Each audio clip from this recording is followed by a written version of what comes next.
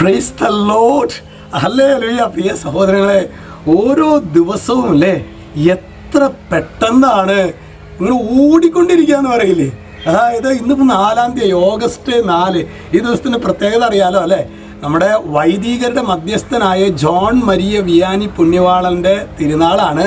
അപ്പോൾ ഒരു ഹോംവർക്ക് ഉള്ളത്, ഇന്ന് തീർച്ചയായിട്ടും നിങ്ങൾ വൈദികർക്ക് വേണ്ടി പ്രാർത്ഥിച്ചിട്ടുണ്ടായിരിക്കും. നമ്മുടെ വികാരിച്ചന്മാരെ, അതുപോലെ നമ്മുടെ കുടുംബങ്ങളിൽ നിന്ന് വൈദികർ, അല്ലെങ്കിൽ നമ്മുടെ ബന്ധുമിത്രാദികളായിട്ടുള്ളവരെ, അവരെല്ലാവരെയും ഒന്ന് വിളിച്ച് അച്ഛാ ഞങ്ങൾ പ്രാർത്ഥിക്കുന്നുണ്ട് കേട്ടോ, സുഖാണ് അച്ഛനെ എന്നൊക്കെ ഒരു വാക്ക്.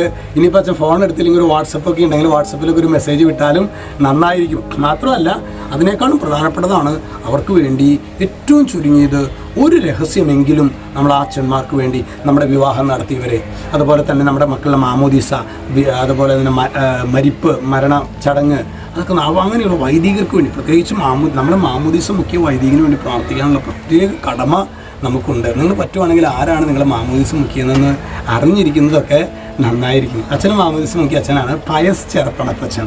അച്ഛൻ്റെ പെരിഞ്ഞാലക്കുട രൂപതയിൽ മിനിസ്ട്രി ചെയ്യുന്നുണ്ട്. അപ്പോൾ ഞാൻ അച്ഛന് വേണ്ടി ഒന്ന് പ്രാർത്ഥിക്കും. Praise the Lord. പറ്റുവാണെങ്കിൽ എന്തായാലും വിളിക്കും അച്ഛനെ, പറ്റുവാണെങ്കിൽ അച്ഛൻ്റെ അടുത്ത് ഫോൺ ചെയ്യും. Praise the Lord. അപ്പോൾ അത് ഓഗസ്റ്റ് 4 ജോൺ വൈദികരുടെ മധ്യസ്ഥനായ ജോൺ മരിയ വിയാനി പുണ്യവാളൻ്റെ തിരുനാളാണ് കേട്ടോ. നമ്മൾ പ്രത്യേകമായിട്ട് നമുക്ക് വൈദികർക്ക് വേണ്ടി പ്രാർത്ഥിക്കാം. ഇന്ന് നമ്മൾ ധ്യാനിക്കുന്നത് വിശുദ്ധ മത്തായിയുടെ സുവിശേഷം 11:28. വചനം പറയാണ്, അധ്വാനിക്കുന്നവരും ഭാരം വഹിക്കുന്നവരുമായ നിങ്ങളെല്ലാവരും എൻ്റെ അടുക്കൽ വരുവിൻ. അധ്വാനിക്കുന്നവരും ഭാരം വഹിക്കുന്നു. ആ പാട്ട് നിങ്ങൾക്കറിയാലേ. നിങ്ങൾ എൻ്റെ അടുക്കൽ വരും, എന്നിട്ട് എന്താ പറയുക, ഞാൻ നിങ്ങളെ ആശ്വസിപ്പിക്കാം. ശരിക്കും പറഞ്ഞു കഴിഞ്ഞാൽ ഈ വീടുകളിൽ അടി ഉണ്ടാവുന്നതിൻ്റെ ഒരു കാരണം എന്താ സഹോദരങ്ങൾ? നമ്മൾ അധ്വാനിക്കുന്നുണ്ട്, പക്ഷേ എന്നെ ഒന്നും പരിഗണിക്കുന്നില്ലല്ലോ. എന്നിട്ട് ഞാൻ എത്രമാത്രം ഈ വീടിന് ചെയ്യുന്നുണ്ട് എന്ന് എൻ്റെ ഈ ഭർത്താവ് എന്ന് പറയണോ, വല്ലതും മനസ്സിലാവുന്നുണ്ടോ? അല്ലെങ്കിൽ ഞാൻ ഇതുപോലെ ഗൾഫിൽ കിടന്ന് പെടാപാട് എൻ്റെ ഭാര്യയ്ക്ക് എന്തെങ്കിലും ഒരു ചിന്തയുണ്ടോ? ഈ കുട്ടിക്കൂറയും പോൺസൊക്കെ മേടിക്കുമ്പോൾ, അല്ലെങ്കിൽ റോസ് പൗഡറൊക്കെ മേടിക്കുമ്പോൾ, അല്ലെങ്കിൽ ലിഫ്റ്റൊക്കെ മേടിക്കുമ്പോൾ അവൾ മേടിച്ചോട്ടെ, എന്നാലും ചേട്ടന് സുഖമാണോ, ഭക്ഷണമൊക്കെ കഴിക്കാൻ പറ്റുന്നുണ്ടോ?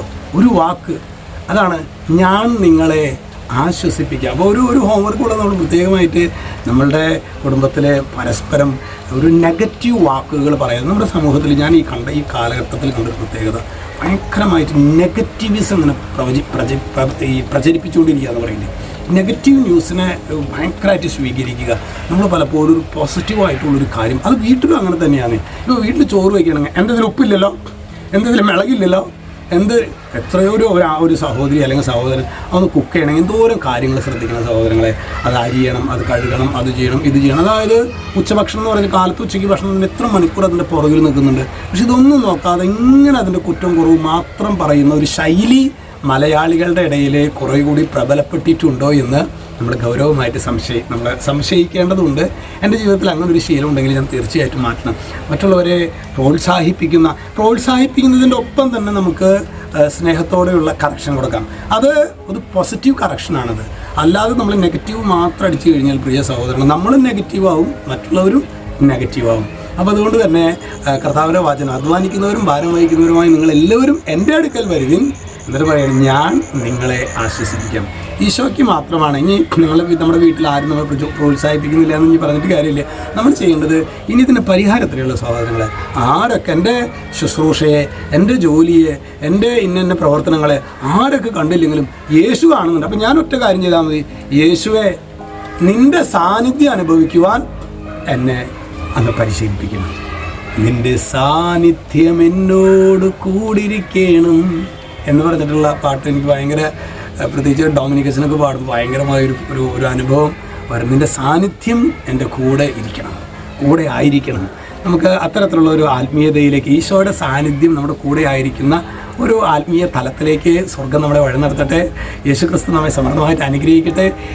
വൈദികരുടെ മധ്യസ്ഥനായ വിശുദ്ധ ജോൺ മരിയ വിയാനി പുണ്യവാളൻ്റെ പ്രത്യേക മാധ്യസ്ഥം നമ്മുടെ കണ്ണുനീരിൽ ഇന്ന് സംഭവിക്കട്ടെ എന്ന് പ്രാർത്ഥിക്കുന്നു. എപ്പോഴും എന്നേക്കും ആമേൻ.